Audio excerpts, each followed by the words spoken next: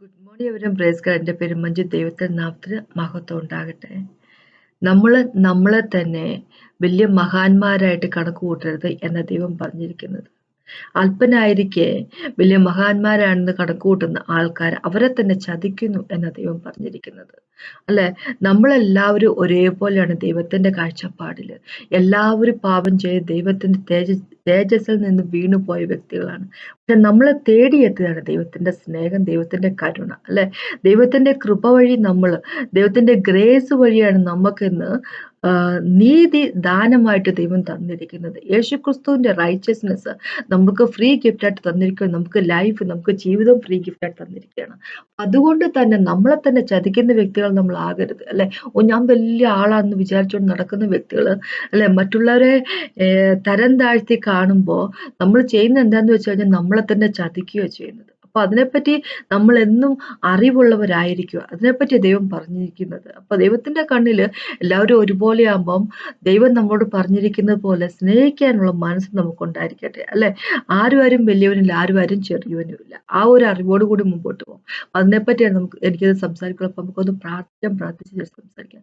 കർത്താവെ സംബന്ധിച്ച് നന്ദി പറയുന്നു. കർത്താവ്, thank you Jesus, I praise you and worship U mighty God. Thank you Jesus master. കർത്താവെ, അങ്ങയുടെ വചനത്തിനായിട്ട് നന്ദി. കർത്താവ് ഞങ്ങളോട് പറഞ്ഞു പഠിപ്പിക്കുന്ന കാര്യങ്ങൾക്കായിട്ട് നന്ദി. അതനുസരിച്ച് ജീവിക്കാനുള്ള കൃപ ഞങ്ങൾക്ക് തന്നെന്ന് അപേക്ഷിക്കുന്നു. Thank you lord God almighty. Praise and worship you master. കർത്താവെ, അങ്ങയുടെ വചനം അതിനെ ഞങ്ങളുടെ ഹൃദയത്തിലേക്ക് എടുക്കട്ടെ. അതനുസരിച്ച് ഒരു ജീവിതം ജീവിക്കട്ടെ കർത്താവെ.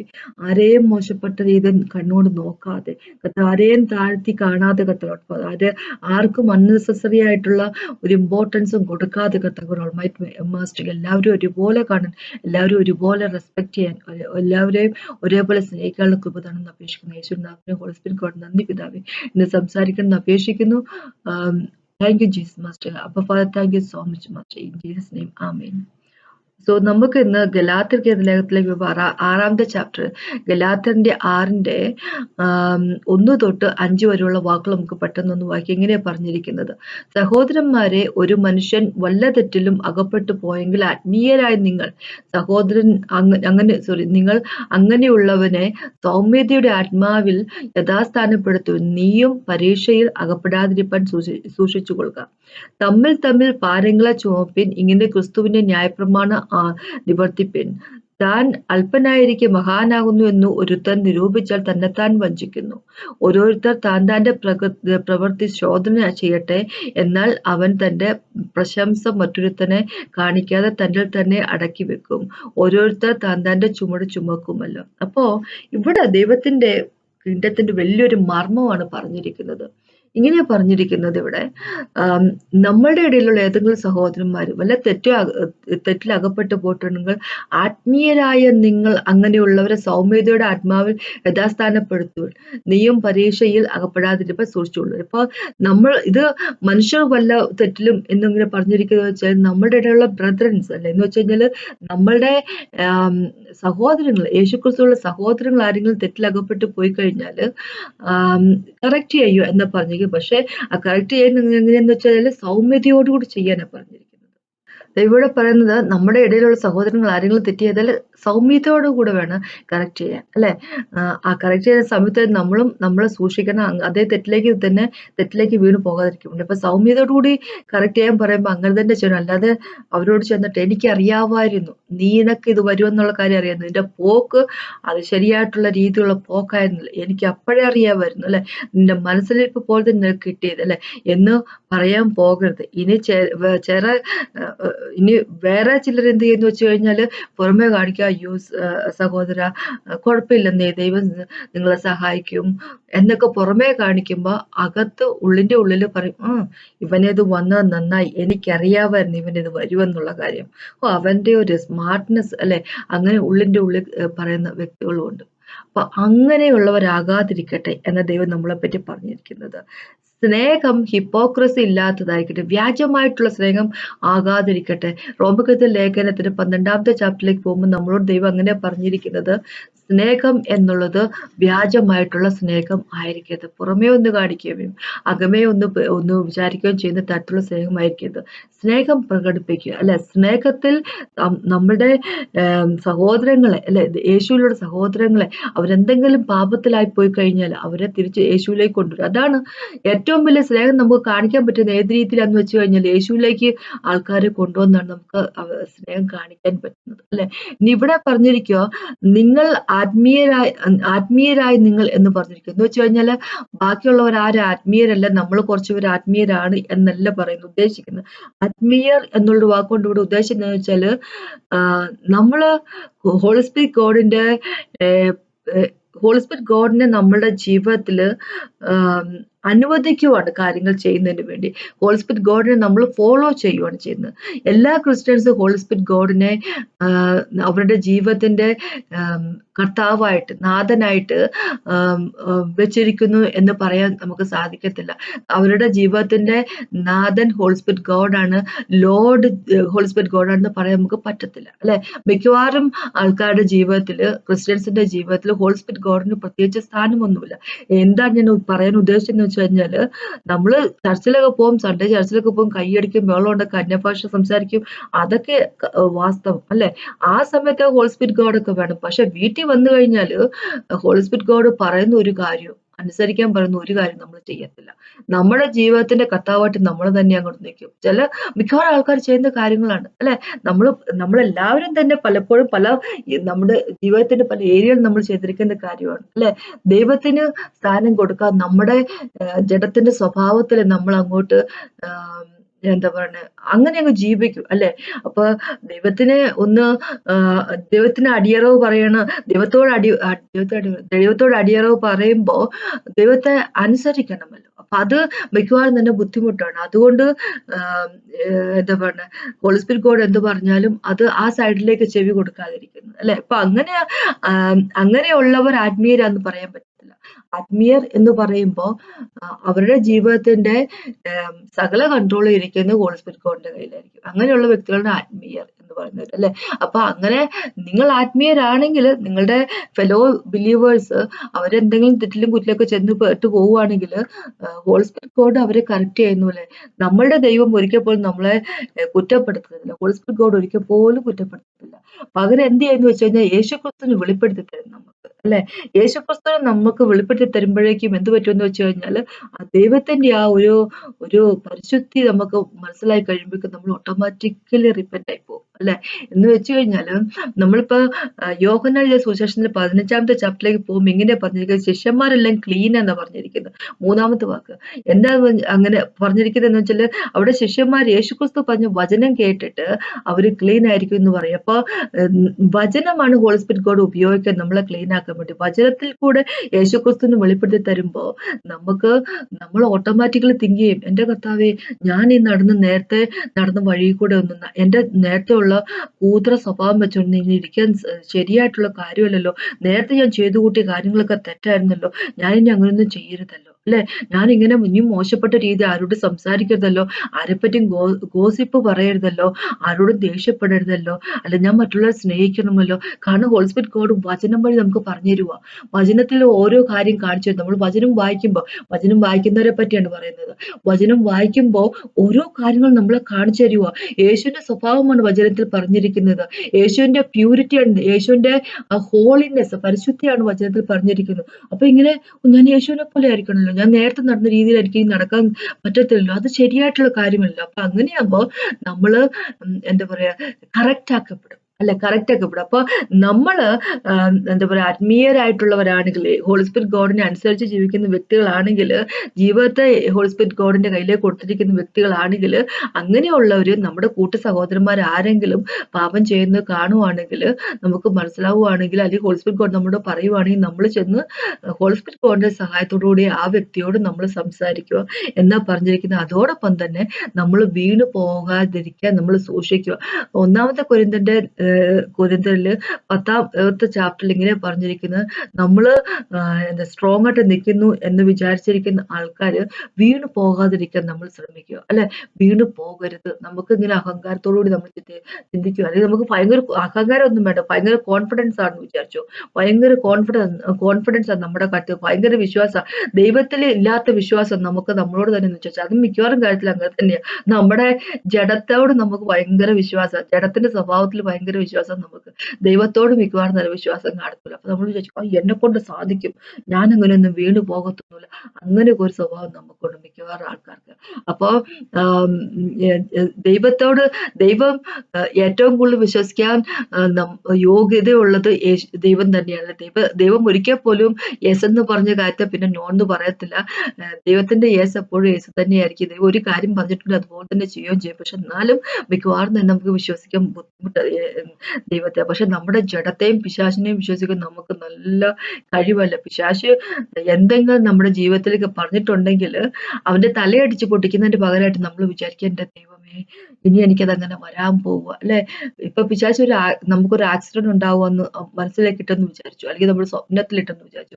നമ്മളത് വിശ്വസിച്ചുകൊണ്ടിരിക്കും. ദൈവമേ, എനിക്കിത് വരാൻ പോവാണ്, എനിക്കിത് വരാൻ പോവാണ്, ഉറപ്പാണ് ഇങ്ങനെ പറഞ്ഞുകൊണ്ടിരിക്കും. എന്നാൽ ദൈവം പറയുക, ഇല്ല, നിന്നെ ഞാൻ ദൈവം നമുക്കൊരു പ്രോമിസ് തന്നെന്ന് വിചാരിച്ചു, അല്ലെ? നിന്നെ ഞാൻ സുഖപ്പെടുത്തും, അല്ലെങ്കിൽ നിന്നെ കുറച്ചുകൂടെ ആത്മീയമായിട്ട് നിന്നെ വളർത്തും എന്ന് പറഞ്ഞു കഴിഞ്ഞാല് അത് അപ്പൊ മിക്കവാറും തന്നെ ആൾക്കാര് മനസ്സിലേക്ക് വരുന്ന കാര്യം, ചിലപ്പോ അത് ദൈവം ആയിരിക്കത്തില്ല, ചിലപ്പോ ദൈവത്തിന്റെ ശബ്ദമൊന്നും ആയിരിക്കത്തില്ല, എനിക്ക് ചിലപ്പോ തോന്നിയതായിരിക്കും, അല്ലെ? അത് ഹോളി സ്പിരിറ്റ് ഗോഡ് ഒന്നും ആയിരിക്കത്തില്ല, ചിലപ്പോ എനിക്ക് തോന്നിയതായിരിക്കും. അപ്പൊ അങ്ങനെ എന്താ പറയാ, വിശ്വസിക്കാൻ മിക്കവാറും തന്നെ പലപ്പോഴും തന്നെ നമ്മൾക്ക് എല്ലാവർക്കും തന്നെ പറ്റിപ്പോയിരിക്കുന്ന കാര്യമാണ് ഇത്. നമ്മള് ദൈവത്തിൽ വിശ്വസിക്കുന്നതിന് വളരെ പുറകോട്ടാ, അല്ലെ? അപ്പൊ ഇവിടെ ദൈവം പറഞ്ഞിരിക്കുന്നത്, നമ്മുടെ ജീവിതത്തിന്റെ കൺട്രോൾ മൊത്തം യേശുക്രിസ്തുവിന്റെ കയ്യിലാണെങ്കിൽ, ഹോളി സ്പിരിറ്റ് ഗോഡ് ആണല്ലോ. യേശുക്രിസ്തുവിന്റെ അൺലിമിറ്റഡ് ഫോമാണ് ഹോളി സ്പിരിറ്റ് ഗോഡ്, അല്ലെ? ലിമിറ്റ് ഇല്ലാത്ത ഫോമാണ് ഹോളി സ്പിരിറ്റ് ഗോഡ്. അപ്പൊ ഹോളി സ്പിരിറ്റ് ഗോഡാണ് നമ്മുടെ ജീവിതത്തെ നാഥനെങ്കിൽ നമ്മൾ ആത്മീയരായിരിക്കും. അപ്പൊ അങ്ങനെ ആത്മീയരായിട്ടുള്ള വ്യക്തികള് നമ്മളുടെ എന്താ പറയാ, കൂട്ടു സഹോദരങ്ങളെ അവരെന്തെങ്കിലും തെറ്റിലായി പോയി കഴിഞ്ഞാൽ അവരെ യേശുവിലേക്ക് കൊണ്ടുവരാൻ പറഞ്ഞിരിക്കുന്നു. നമ്മൾ വീണു പോകരുത്, അല്ലെ? യേശുവിലായിരിക്കും ഉറച്ചു നിൽക്കുക എന്നാണ് പറഞ്ഞിരിക്കുന്നത്. അപ്പോൾ ഹോളി സ്പിരിറ്റ് ഗോഡിന്റെ ഹെൽപ്പിൽ നമുക്ക് ഉറച്ചു നിൽക്കാൻ സാധിക്കത്തില്ല. എന്ന് വെച്ച് കഴിഞ്ഞാൽ ജീവിതം മൊത്തം ദൈവത്തിന്റെ കയ്യിലേക്ക് കൊടുത്തിരിക്കുന്ന വ്യക്തികളായിരിക്കും എന്ന് പറയുക. രണ്ടാമത്തെ വാക്കില്, തമ്മിൽ തമ്മിൽ ഭാരങ്ങളെ ചുമപ്പിൽ ഇങ്ങനെ ക്രിസ്തുവിന്റെ ന്യായപ്രമാണം നിവർത്തി. അപ്പം ക്രിസ്തുവിന് ന്യായപ്രമാണമുണ്ട്. നമുക്കറിയാം, ഇങ്ങനെയാ പറഞ്ഞിരിക്കുന്നത്, വിശ്വസിക്കുന്നവരെ സംബന്ധിച്ചിടത്തോളം യേശുക്രിസ്തുവാണ് ന്യായപ്രമാണത്തിന്റെ അവസാനം, അല്ലെ? അപ്പൊ അത് വാസ്തവം. എന്ന് വെച്ച് കഴിഞ്ഞാൽ ന്യായപ്രമാണം ഇത് ജൂതന്മാർക്ക് കൊടുത്തിരുന്ന ഓൾഡ് ടെസ്റ്റ്മെന്റ് ഉണ്ടായിരുന്ന ന്യായപ്രമാണത്തിന്റെ അവസാനമാണ് യേശുക്രിസ്തു. എന്ന് വെച്ച് കഴിഞ്ഞാല് യേശുക്രിസ്തുവിൽ എല്ലാം ന്യായപ്രമാണം കംപ്ലീറ്റ് ആയിട്ട് ഫിനിഷ് ആയിരിക്കുന്നു, ഫുൾഫിൽ ചെയ്യപ്പെട്ടിരിക്കുന്നു, അല്ലെ? പക്ഷെ ഒരു കാര്യം നമ്മൾ എപ്പോഴും മനസ്സിലാക്കി, ക്രിസ്തു രാജാവാണ്. ക്രിസ്തുവിന് ഒരു കിങ്ഡം ഉണ്ട്, ഒരു രാജ്യമുണ്ട്. നമ്മൾ ആ രാജ്യത്തിന്റെ പാർട്ടാണെങ്കിൽ ആ രാജ്യത്തിന്റെ ലോ ആൻഡ് ഓർഡർ നമ്മളത് പാലിച്ചല്ലേ പറ്റത്തുള്ളൂ. നമ്മൾ ഒരിക്കൽ പോലും വിചാരിക്കരുത് യേശുവിന്റെ കിങ്ഡത്തില് യേശുവിന്റെ രാജ്യത്ത് ഒരു ന്യായപ്രമാണവും ഇല്ല, ലോ ഒന്നും ഇല്ലെന്നുള്ള, ലോ ആൻഡ് ഓർഡർ ഒന്നും ഇല്ലെന്ന് ഒരിക്കൽ പോലും വിചാരിക്കരുത്. അങ്ങനെ നമ്മൾ വിചാരിച്ചിട്ടുണ്ടെങ്കിൽ നമ്മൾ കഷ്ടപ്പെട്ടു പോകും. കാരണം യേശു രാജാവാണ്. അപ്പൊ ഓൾഡ് ടെസ്റ്റ്മെന്റിലെ കാര്യങ്ങളെ പറ്റിയല്ല പറയുന്നത്, ന്യൂ ടെസ്റ്റ്മെന്റിൽ അതിൻ്റെതായിട്ടുള്ള ലോ ഉണ്ട്, അല്ലെ? നമ്മൾ ഈ മത്തായിന്റെ സുവിശേഷത്തിലേക്ക് പോവുകയാണെങ്കിൽ 5, 6, 7 ഒക്കെ ചാപ്റ്ററിൽ നമ്മൾ വായിക്കുമ്പോൾ യേശുക്രിസ്തു പറഞ്ഞിരിക്കുന്നത് ഗിരിപ്രഭാഷണം, അല്ലെ? അത് സെർമൺ ഓൺ ദ മൗണ്ട് എന്നൊക്കെ പറഞ്ഞ് അവിടെ പറഞ്ഞിരിക്കുന്ന ഓരോ വാക്കുകളൊന്ന് വായിച്ചു നോക്ക്, അല്ലെ? അപ്പോ നമുക്കറിയാൻ പറ്റും അവിടെ യേശു നമ്മൾ പാലിക്കേണ്ട കാര്യത്തെ പറ്റിയാണ് പറയുന്നത്. പിന്നെ അപ്പോസ്തലന്മാർ വഴി ഓരോ ലെറ്റർ വഴി നമുക്ക് തന്നിരിക്കുന്ന ഓരോ കാര്യങ്ങളും, അല്ലെ? ഡോക്ട്രിൻസ് ഉണ്ട്, പത്യോപദേശങ്ങളുണ്ട്, ധർമ്മോപദേശങ്ങളുണ്ട്. പത്യോപദേശം മൊത്തം നമ്മൾ പാലിക്കാൻ വേണ്ടി നമുക്ക് പറഞ്ഞിരിക്കുന്ന കാര്യങ്ങളാണ് ഡോക്ട്രിൻസ്, അല്ലെ? ഡീപ് ഡോക്ട്രിൻസ് നമുക്ക് തന്നിരിക്കുന്ന മൊത്തം നമ്മൾ പാലിക്കാൻ വേണ്ടി പറഞ്ഞിരിക്കുന്ന കാര്യങ്ങളാണ് ഇവിടെ. യേശുക്രിസ്തു പറഞ്ഞിരിക്കുന്ന ഒരു കാര്യമുണ്ട്, ഒരു ന്യായപ്രമാണം. യേശുവിന്റെ രാജ്യത്തിന്റെ ന്യായപ്രമാണത്തെ ഒരു കാര്യം ഞാൻ പറയുവാണ്, ഒറ്റ വാക്ക് മാത്രം പറയുവാണ്. യോഹന്നാൻ എഴുതിയ സുവിശേഷം 13ാമത്തെ ചാപ്റ്ററിലേക്ക് 34ാമത്തെ വാക്ക് യേശുക്രിസ്തു ഇങ്ങനെ പറഞ്ഞിരിക്കുന്നത്, യേശു സ്നേഹിക്കുന്ന പോലെ നമ്മൾ പരസ്പരം സ്നേഹിക്കണം. അതൊരു കമാൻഡ്മെന്റ് ആണ് ദൈവത്തിൽ നിന്നുള്ളത്. അല്ലെ? അല്ലാതെ ഞാൻ സ്നേഹിക്കുന്ന പോലെ നിങ്ങൾ സ്നേഹിച്ചിരുന്നെങ്കിൽ കൊള്ളാമായിരുന്നു എന്നൊന്നുമല്ല യേശുക്രിസ്തു പറഞ്ഞത്. നിങ്ങൾ ഞാൻ സ്നേഹിക്കുന്ന പോലെ പരസ്പരം സ്നേഹിക്കണം എന്നാ പറഞ്ഞിരിക്കുന്നത്. ആ ദൈവത്തിന്റെ ഒരു കമാൻഡ്മെന്റ്, ഒരു കൽപ്പനയാണ്, ഒരു ന്യായപ്രമാണം. അത് നമ്മൾ പാലിച്ചേ സാധിക്കൂ. പരസ്പരം സ്നേഹിക്കുക, അൺകണ്ടീഷണൽ ആയിട്ട്. യേശുക്രിസ്തു സ്നേഹിക്കുന്ന പോലെ സ്നേഹിക്കാൻ മനുഷ്യന്റെ സ്വഭാവം വെച്ച് സാധിക്കത്തില്ല. ഹോളി സ്പിരിറ്റ് ഗോഡിന്റെ ഹെൽപ്പ് ആവശ്യമുണ്ട്, അല്ലെ? കാര്യം എന്താ വെച്ചാൽ യേശു നമ്മളെയൊക്കെ സ്നേഹിക്കുമ്പോൾ നമ്മുടെ ഉള്ളിലൊക്കെ എന്തൊരു നന്മയെ കണ്ടിട്ടാണ് ദൈവം സ്നേഹിക്കുന്നത് നമ്മളെ. ഒന്ന് വിചാരിച്ചു നോക്ക്. ഇന്നും പാപം ചെയ്തുകൊണ്ടിരിക്കുന്നവരെ മിക്കവാറും ആൾക്കാർ, അല്ലെ? നമ്മൾ യേശുവിലാണെങ്കിൽ പോലും. പക്ഷെ നമുക്ക് ഫ്രീ ഗിഫ്റ്റ് ആയിട്ട് നമുക്ക് നീതി തന്നിരിക്കുകയാണ്. അത് മാത്രമാണ് നമുക്കൊരു വിജയമുള്ളൂ. യേശുവിന്റെ രക്തം നമ്മൾ വാഷ് ചെയ്തിരിക്കുന്നു, അത് മാത്രം നമുക്കുള്ള വിജയം എന്ന് വിചാരിച്ചോണം. ബാക്കിയെല്ലാം നമ്മുടെ ഉള്ളിൽ ഇങ്ങനെ, നമ്മൾ ഇപ്പോഴൊക്കെ പാപം ചെയ്യുന്നവരെ മിക്കവാറും ആൾക്കാരും, അല്ലെ? മിക്കവാറും അല്ല, എല്ലാവരും തന്നെ. പക്ഷെ നമ്മളെ അങ്ങോട്ട് സഹിക്കുവോ ദൈവം? എന്നിട്ടും കൂടെ ദൈവം സ്നേഹിക്കുവോ നമ്മളെ ഇങ്ങോട്ട്? അൺകണ്ടീഷണൽ, ഒരു കണ്ടീഷൻ വെക്കാതെ തിരിച്ച് നമ്മൾ സ്നേഹിക്കുന്നുണ്ടോന്നൊന്നും നോക്കുന്നില്ല. പക്ഷെ നാം സ്നേഹിക്കും യേശുക്രിസ്തു. അപ്പൊ അതുപോലത്തെ ഒരു സ്നേഹം, അതിനെപ്പറ്റിയാണ് നമ്മളെപ്പറ്റി ദൈവം ഉദ്ദേശിക്കുന്നത്. കൂട്ടത്തിലുള്ള നമ്മളുടെ എന്താ പറയാ, ക്രിസ്ത്യൻസ് അവരുടെ കയ്യിലിരിപ്പ് മോശമല്ല സ്നേഹിക്കാൻ ദൈവം പറഞ്ഞിരിക്കുന്നത്, അല്ലെ? അപ്പൊ ദൈവത്തിന് ന്യായപ്രമാണം നിവർത്തിപ്പിക്കുന്നതിന് വേണ്ടി, അപ്പൊ അവര് എങ്ങനെയുള്ള ആളുകളാണെങ്കിലും നമ്മൾ സ്നേഹിച്ചേ സാധിക്കത്തുള്ളൂ. നമ്മളുടെ കുറ്റവും കുറവും മറ്റുള്ളവർക്ക് സഹിച്ച് സ്നേഹിക്കാമെങ്കിൽ നമ്മളും തിരിച്ച് അങ്ങോട്ടും ഇങ്ങോട്ടും സ്നേഹിക്കണം എന്നാണ് ദൈവം പറഞ്ഞിരിക്കുന്നത്. ഇനി ഇവിടെ മൂന്നാമത്തെ വാക്ക് പറയാം, ഞാൻ അല്പനായിരിക്കെ മഹാനാകുന്നു എന്ന് ഒരുത്തൻ നിരൂപിച്ചാൽ തന്നെത്താൻ വഞ്ചിക്കുന്നു. ഓരോരുത്തർ താൻ്റെ പ്രവൃത്തി ശോധന ചെയ്യട്ടെ, എന്നാൽ അവൻ തന്റെ പ്രശംസ മറ്റൊരുത്തനെ കാണിക്കാതെ തന്നിൽ തന്നെ അടക്കി വെക്കും. ഓരോരുത്തർ തന്റെ ചുമട് ചുമക്കുമല്ലോ. അപ്പം താൻ അല്പനായിരിക്കെ, അപ്പൊ ഇവിടെ നേരത്തെ പറയുക, ദൈവം ഇവിടെ ഒരു കാര്യം പറഞ്ഞിരിക്കുക, ആത്മീയരായിരിക്കും നമ്മള് മറ്റുള്ളവരെ കറക്റ്റ് ചെയ്യണമെന്ന് പറഞ്ഞിരിക്കുമ്പോ അത് നമ്മുടെ ഉള്ളിലേക്ക് അഹങ്കാരം കൊണ്ടുവരരുത്. അത് ദൈവം നമ്മളോട് ഒരു വാണിംഗ് ആയിട്ട് പറയുക. ഞാൻ വലിയവനാണെന്ന് തോന്നരുത്, ഞാൻ മഹാനാണെന്ന് തോന്നരുത്, ഞാൻ അല്പനായിരിക്കെ, അല്ലെ? ദൈവത്തിന്റെ കണ്ണിൽ എല്ലാവരും ഒരുപോലെയാണ്. എല്ലാവരും അല്പന്മാരാണ് ദൈവത്തിന്റെ കണ്ണില്. ദൈവത്തിന്റെ കൃപയൊന്ന് മാത്രമാണ് നമ്മളെ ഉയർത്തുന്നത്. ദൈവത്തിന്റെ നീതി, നമുക്ക് ഫ്രീ ഗിഫ്റ്റ് ആയിട്ട് തന്നിരിക്കുന്ന നീതി മാത്രമാണ് നമ്മളെ ഉയർത്തി നിർത്തുന്നത്, അല്ലെ? അപ്പോ അങ്ങനെയുള്ള വ്യക്തികള് തങ്ങൾ മഹാന്മാരാണ്, മറ്റുള്ളവരിൽ നിന്നും മറ്റൊരാളെക്കാളും മഹാന്മാരാണെന്ന് ഒരിക്കലും വിചാരിക്കാൻ പോകരുത്. അത് അങ്ങനെ നമ്മൾ ചെയ്യുവാൻ നമ്മൾ നമ്മളെ തന്നെ ചതിക്കുവാണ് എന്നാ പറഞ്ഞിരിക്കുന്നത് ദൈവത്തിന്റെ വചനം അനുസരിച്ച് നടന്നാലും നമ്മൾ നമ്മളെ തന്നെ ചതിക്കുകയും ചെയ്യുന്നു. ഇവിടെ ഇങ്ങനെ തന്നെ പറഞ്ഞിരിക്കുന്നത്, നമ്മള് ഭയങ്കര അഹങ്കാരത്തോടുകൂടി പെരുമാറുന്ന വ്യക്തികളാണെങ്കിൽ, മറ്റുള്ളവരെ സഹോദരങ്ങളെ താഴ്ത്തി കാണുന്നവര്, അല്ലെ? അവരെ എന്താ പറയുക, ഒന്നിനും കൊള്ളാത്തവരായിട്ട് കാണുന്ന വ്യക്തികളാണെങ്കിൽ അവര് നമ്മളെ തന്നെ ചതിക്കുവാണ് എന്നാണ് ദൈവം പറഞ്ഞിരിക്കുന്നത്, അല്ലെ? അപ്പൊ ഇവിടെ നാലാമത്തെ വാക്ക് പറയും, ഓരോരുത്തർ താൻ്റെ പ്രവൃത്തി ശോധന ചെയ്യട്ടെ. താൻ്റെ പ്രവൃത്തികളെ ശോധന ചെയ്യട്ടെ. നമ്മുടെ ഓരോ കാര്യങ്ങൾ ചെയ്യുന്നതിന്റെ പുറകിലുള്ള ഒരു മോട്ടീവ്സ്, അല്ലെ? എന്തുദ്ദേശിച്ചിട്ടാണ് നമ്മൾ ചെയ്യുന്നത്? നമ്മുടെ ഹൃദയത്തെ ഒന്ന് പരിശോധന ചെയ്യുന്ന വ്യക്തികളായിരിക്കട്ടെ എന്ന് പറഞ്ഞിരിക്കും. നമ്മുടെ പ്രവൃത്തികളെ നമ്മൾ നോക്കട്ടെ. നമ്മൾ മറ്റുള്ളവരോട് പെരുമാറുന്ന രീതിയെ പറ്റി നമ്മളൊന്ന് ശോധന ചെയ്യട്ടെ. നമ്മൾ നോക്കുക നമ്മുടെ ഹൃദയത്തിലേക്ക്. നമ്മുടെ പ്രവൃത്തി എന്താണെന്ന് നമ്മൾ നോക്കുക. നമ്മുടെ ആറ്റിറ്റ്യൂഡ് എന്താണെന്ന് നോക്കുക. നമ്മുടെ ബിഹേവിയർ എന്താണെന്ന് നോക്കുക എന്ന് ദൈവം പറഞ്ഞിരിക്കുന്നു. അങ്ങനെയായാൽ, എന്നാൽ അവൻ തന്റെ പ്രശംസ മറ്റൊരുത്തനെ കാണിക്കാതെ തന്നിൽ തന്നെ അടക്കി വെക്കും, അല്ലെ? അപ്പൊ നമ്മുടെ പ്രവൃത്തിയൊക്കെ നമുക്ക് തന്നെ ബോധ്യമായി കഴിഞ്ഞാൽ പിന്നെ പ്രത്യേകിച്ച് പ്രശംസിക്കാനൊന്നുമില്ല, അല്ലെ? നമ്മൾ ചെയ്യുന്ന ഓരോ കാര്യങ്ങളും നമ്മളൊക്കെ തന്നെ ഒന്ന് നോക്കി കഴിയുമ്പോൾ, എന്റെ ദൈവമേ, ഞാനിത് ചെയ്തു പോയല്ലോ എന്ന് ഓർത്തിട്ട് പിന്നെ നമുക്ക് വലിയ പ്രശംസിക്കാനൊന്നും കാര്യമൊന്നുമില്ല, അല്ലെ? നമ്മളിപ്പോ റോമർക്കെഴുതിയ ലേഖനത്തിലേക്ക് ഇപ്പൊ 12ാമത്തെ ചാപ്റ്ററിൽ ഇങ്ങനെ പറഞ്ഞിരിക്കുന്നത്, നമ്മൾ വലിയ ബുദ്ധിമാനാണെന്ന് നമുക്ക് തന്നെ തോന്നരുത്, അല്ലെ? യേശുവിന്റെ ശരീരത്തിന്റെ പാട്ടുകളാണ് നമ്മളെല്ലാവരും. അപ്പൊ എല്ലാവർക്കും ഓരോരുത്തരുടെ സ്പിരിച്വൽ ഗിഫ്റ്റുകൾ കൊടുത്തിട്ടുണ്ടെന്ന റോമർക്കെഴുതിയ ലേഖനത്തിൽ 12ാമത്തെ ചാപ്റ്ററിൽ ഇപ്പോൾ തന്നെ പറഞ്ഞിരിക്കുന്നത്. ചിലർക്ക് എന്താ പറയുക, പ്രോഫസി ചെയ്യാനുള്ള ഗിഫ്റ്റ് ഉണ്ട്, ചിലർക്ക് ടീച്ച് ചെയ്യുന്ന ഗിഫ്റ്റ് ഉണ്ട്, ചിലർക്ക് അഡ്മിനിസ്ട്രേറ്റീവ് വർക്ക് ചെയ്യാനുള്ള ഗിഫ്റ്റ് ഉണ്ട്. അങ്ങനെ ഓരോ കാര്യങ്ങള് അതിലെല്ലാത്തിനും ഓരോ ഗിഫ്റ്റുകൾ ദൈവം കൊടുത്തിരിക്കുന്ന സ്ഥിതിക്ക്, ഓരോരുത്തർക്കും ഓരോ ഗിഫ്റ്റുകൾ കൊടുത്തിരിക്കുന്ന സ്ഥിതിക്ക്, ചിലർക്ക് പല ഗിഫ്റ്റുകൾ കൂടുതൽ കണ്ടിട്ടുണ്ട്, ചിലർക്ക് കുറവായിരിക്കും. പക്ഷെ എന്നാലും അത് ദൈവം നമ്മൾക്ക് തന്നിരിക്കുന്ന കോളിംഗ് അനുസരിച്ച് വർക്ക് ചെയ്യും. എല്ലാവരും ഈക്വലാണ് ദൈവത്തിന്റെ കണ്ണില്.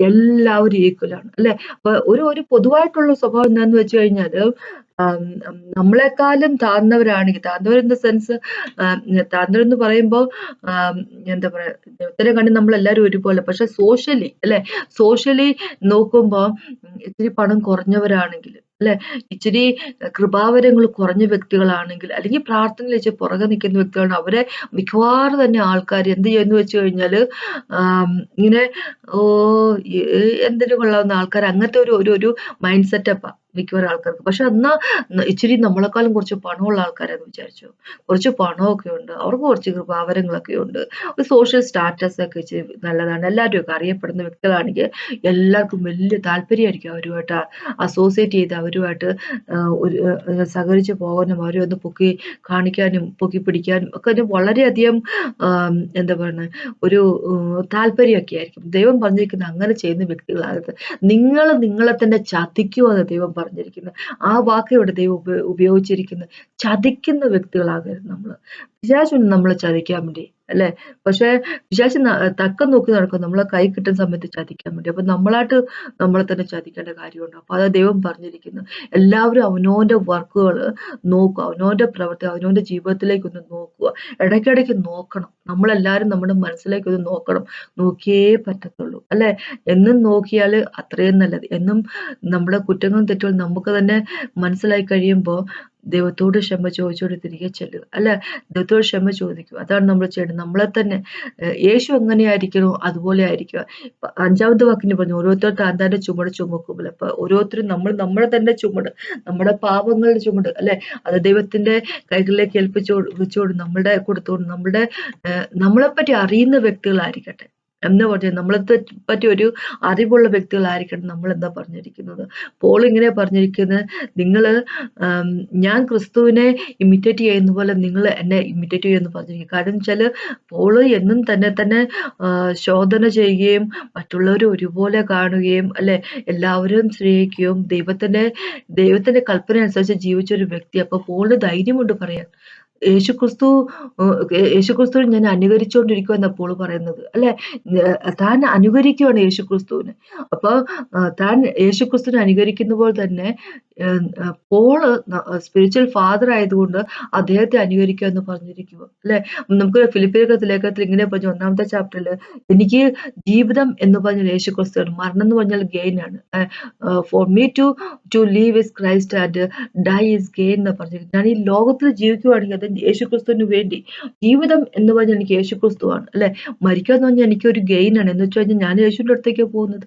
അപ്പൊ അങ്ങനെയുള്ള വ്യക്തികളായിരിക്കാൻ നമുക്ക് ശ്രമിക്കാം. നമുക്ക് ശ്രമിച്ചേ പറ്റത്തുള്ളൂ അല്ലെ. ശ്രമിക്കുന്നവരായിരിക്കണം നമ്മള്. ഹോളി സ്പിരിറ്റ് ഗോഡ് നമ്മളെ ഹെൽപ്പ് ചെയ്യുക തന്നെ ചെയ്യും. അപ്പം മറ്റുള്ളവരെ എന്താ പറയാ, മോശപ്പെട്ടവരായിട്ട് കണക്കുകൂടാതെ, നമ്മൾ വലിയ ആൾക്കാരാന്ന് വിചാരിക്കാതെ, അഹങ്കാരമില്ലാത്തൊരു ജീവിതം ജീവിക്കുന്ന വ്യക്തികളായിരിക്കാം. നമ്മൾ വീണ് പോകും. ഈ അഹങ്കാരമുള്ളവരുടെ പ്രത്യേകത എന്നറിയാമോ? അഹങ്കാരമുള്ളവരെ പിശാച് തൊടത്തില്ല. എന്ന് വെച്ച് കഴിഞ്ഞാൽ ഞാൻ എന്താ അതുകൊണ്ട് ഉദ്ദേശിച്ചെന്ന് വെച്ച് കഴിഞ്ഞാല്, അഹങ്കാരമുള്ളവരെ പറ്റി പിശാചിന് നല്ല ഒരു ധാരണയുണ്ട്. എന്തെന്ന് വെച്ച് കഴിഞ്ഞാല്, ഇവരെ അഹങ്കാരം കൊണ്ട് തന്നെ ഇവര് വീണു പൊക്കോളും അല്ലെ. പിന്നെ പിശാചിന് ഒരു വർക്കും ചെയ്യേണ്ട ആ വ്യക്തി, അഹങ്കാരമുള്ള വ്യക്തികളെ ചവിട്ടി താഴെ ഇടാൻ പറ്റും. തന്നെ നമ്മുടെ അഹങ്കാരത്തിൽ തന്നെ നമ്മൾ വീണു പോവുകയും ചെയ്യും. ദൈവം എങ്ങനെയാണ് പിശാചിനെ ചവിട്ടി പുറത്താക്കിയത് അതുപോലെ തന്നെ അഹങ്കാരമുള്ള വ്യക്തികളെ ദൈവം തന്നെ പുറത്താക്കിക്കോളും അല്ലെ. അതുകൊണ്ട് അഹങ്കാരമുള്ള വ്യക്തികളെ പിശാച് തൊടാൻ താല്പര്യപ്പെടത്തില്ല. ദൈവത്തിന്റെ വഴിയിൽ നടക്കുന്ന വ്യക്തികളെ, ദൈവത്തിന്റെ കൂടെ ആയിരിക്കുന്നവരെ, ദൈവത്തിന്റെ കൽപ്പന അനുസരിച്ച് അഹങ്കാരമില്ലാതെ നടക്കുന്ന വ്യക്തികളെ തൊടാനും അവനെ നശിപ്പിക്കാനും പിശാചിന് താല്പര്യമുള്ളൂ. അഹങ്കാരത്തോടു കൂടിയും എന്താ പറയാ, കുശുമ്പും കുന്നായ്മയും ജഡത്തിന്റെ സ്വഭാവത്തിൽ വർക്ക് ചെയ്യുന്ന വ്യക്തികളുമായിട്ട് പിശാചിന് അങ്ങനെയുള്ള വ്യക്തികളെ തൊടാനൊന്നും, അവരുടെ ജീവിതത്തിൽ പ്രശ്നങ്ങളായിട്ട് വരാൻ പിശാചിന് വലിയ ഒരു താല്പര്യമില്ല. കാര്യം അവരുടെ അഹങ്കാരത്തിലും അവരുടെ കുന്നായ്മയിലും അവരുടെ കുറ്റത്തിലും അവരുടെ ജഡത്തിന്റെ സ്വഭാവത്തിൽ അവര് തന്നെ നശിച്ചു പൊക്കോളും. പിശാച് അതിന്റെ പുറത്ത് ഒന്നും ചെയ്യേണ്ടി വരത്തില്ല അല്ലെ? അപ്പൊ അങ്ങനെ നശിച്ചു പോകുന്ന വ്യക്തികളാകരുത് നമ്മള്. അതാ യേശുക്രിസ്തു പറയുന്നത്. നശിക്കാൻ വേണ്ടിയല്ല അവൻ നമ്മളെ വിളിച്ചത്, ജീവിക്കുന്നതിന് വേണ്ടിയാണ്, ജീവനിലേക്കാണ് വിളിച്ചിരിക്കുന്നത്, അല്ലെ? അപ്പൊ നമുക്ക് ജീവിതത്തെ സെലക്ട് ചെയ്യാൻ, നമുക്ക് ജീവിതം നമ്മുടെ ഉള്ളിൽ ഉണ്ടാകട്ടെ, അല്ലെ? ജീവൻ ഉണ്ടാകട്ടെ, ജീവിക്കുന്നതിന് വേണ്ടിയാണ് നമ്മൾ വിളിച്ചിരിക്കുന്നത്. അപ്പൊ അതിനെപ്പറ്റിയാണ് എനിക്ക് പറയാനുള്ളത്. അപ്പൊ നമുക്ക് എല്ലാവരും സ്നേഹിക്കാൻ, നമുക്ക് യേശുവിനെ പോലെ ആയിരിക്കും, അല്ലെ? എല്ലാവരും ബഹുമാനിക്കുന്നതാണ് യേശുവിന്റെ സിംഹാസനവും യേശുവിന്റെ കിങ്ഡം എന്ന് പറഞ്ഞാൽ. അപ്പൊ ബഹുമാനിക്കുന്ന വ്യക്തികളായിരിക്കാം നമുക്ക്. അപ്പൊ പറ്റിയാണ് എനിക്ക് പറയാനുള്ളത്. അപ്പൊ നമുക്കൊന്ന് പ്രാർത്ഥിച്ചു നിർത്താം. കർത്താവേ, ഈ സമയത്ത് നന്ദി പറയുന്നു. Thank you Jesus. മക്കളുടെ സ്നേഹത്തിനായിട്ട്, കരുണയ്ക്കായിട്ട് നന്ദി പറയുന്നു. അങ്ങ് ആയിരിക്കുന്ന ഞങ്ങളെ ആക്കി വെച്ചിരിക്കുന്ന നന്ദി പറയുന്നു കർത്താവ്. ലോർഡ് ഫാദർ, അഹങ്കാരം ഇല്ലാത്ത വ്യക്തികളായിരിക്കട്ടെ ഞങ്ങൾ. Thank you Jesus. Praise and worship you master. Thank you lord God almighty master. Thank you Jesus master God. അങ്ങയുടെ വഴി കൂടെ നടക്കാനുള്ള കൃപ ഞങ്ങൾക്ക് തരുന്ന അപേക്ഷിക്കുന്ന യേശുവിൻ നാമത്തിൽ ആമേൻ.